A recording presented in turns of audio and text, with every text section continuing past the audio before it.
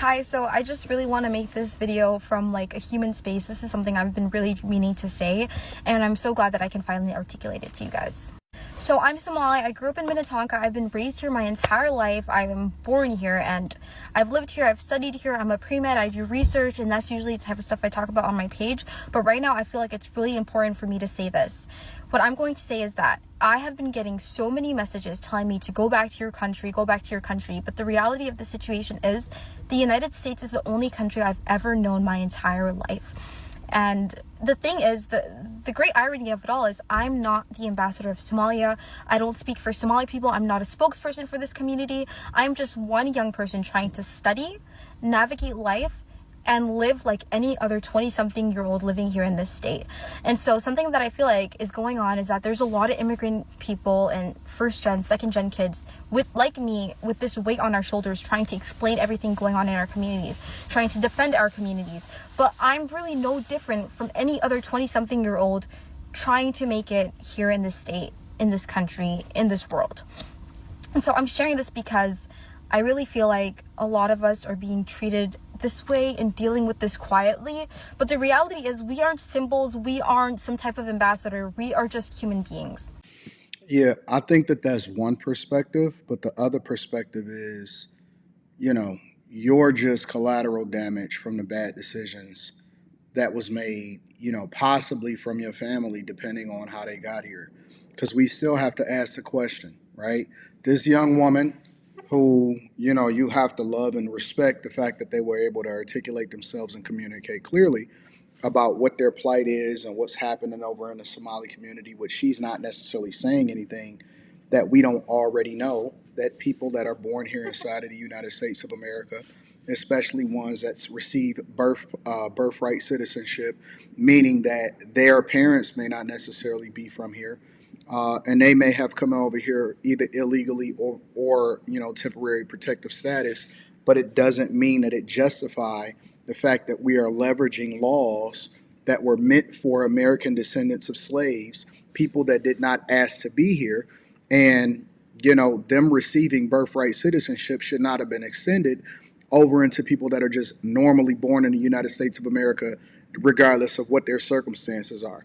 So while I acknowledge that we should make sure that we accommodate people that are legally here in the United States of America as citizens, you can't blame people that then speak loudly about the fact that we should be putting Americans first and the people that are here already, instead of advocating for and allocating our tax dollars for people that came over here illegally.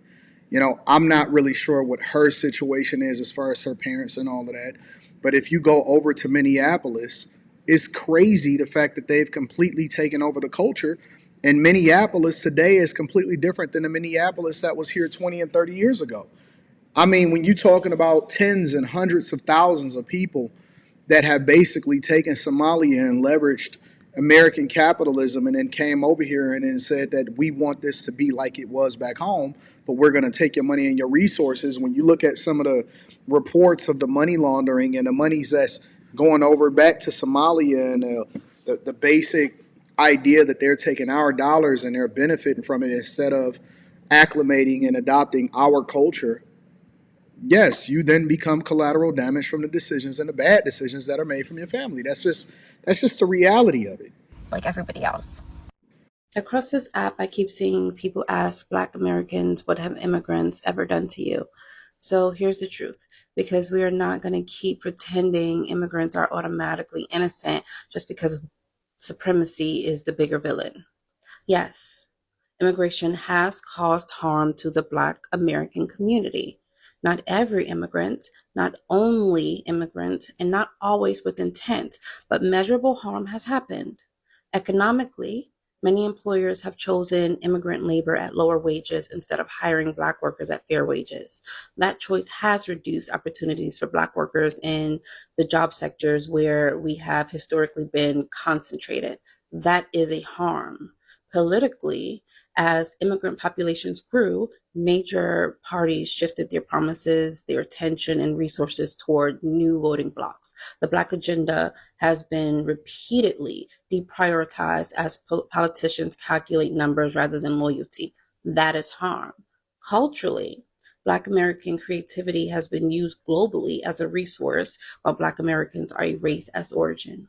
At the same time, many immigrants adopt negative stereotypes about Black Americans when they arrive because they learn quickly that distancing from us provides social benefits in this system. That is a harm geographically. The pattern is the same across multiple cities. Long-standing Black neighborhoods lost their population share and cultural control as new communities with greater economic leverage moved in. Gentrification and repopulation and both resulted in Black displacement. That is a harm. Socially, immigrants did not enter a neutral landscape.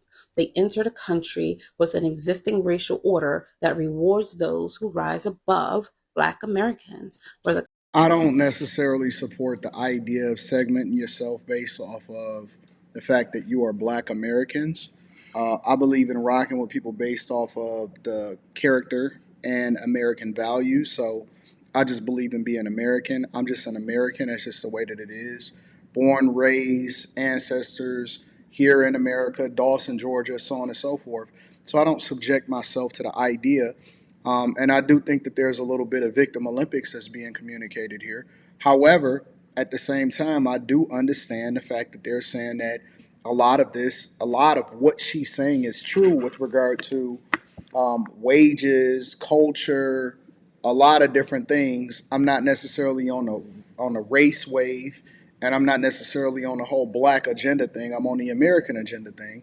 But the idea of it is that you do have a segment of the population that was basically coming over into the United States of America in order to take advantage of the opportunities while people leveraged them to continue to drive down wages and drive up, growth within their companies, and they're using illegal migrants inside of the country in order to do so. And that's what you see happening with the trucking companies. And I think that we have to compete. I absolutely think that we have to remove the excuses. But two things can be true at the same time. conscious or not, many participated in that reward structure. That is a harm. And the only reason this conversation is treated like a taboo is because Black Americans are allowed to blame supremacy, but not allowed to acknowledge lateral harm from anyone else. We are allowed to hurt. We are just not allowed to name who contributed to the harm unless the answer is people. That is not hate. That is not xenophobia. That is not jealousy. It is displacement layered on top of sacrifice.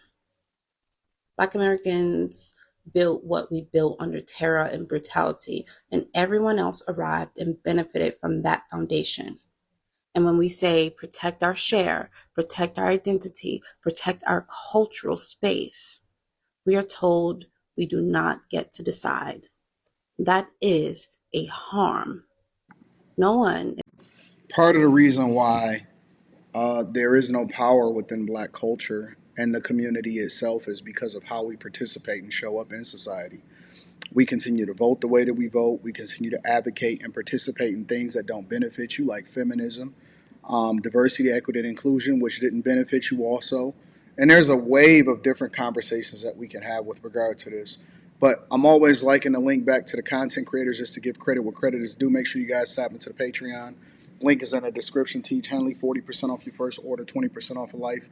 I'd love to get your perspective of how you feel about Somalis being at the forefront and the face of culture being changed and temporary protective status being removed, while at the same time, black Americans are communicating the same thing, but they vote the opposite of their best interest. Let me know what y'all think inside of the comments.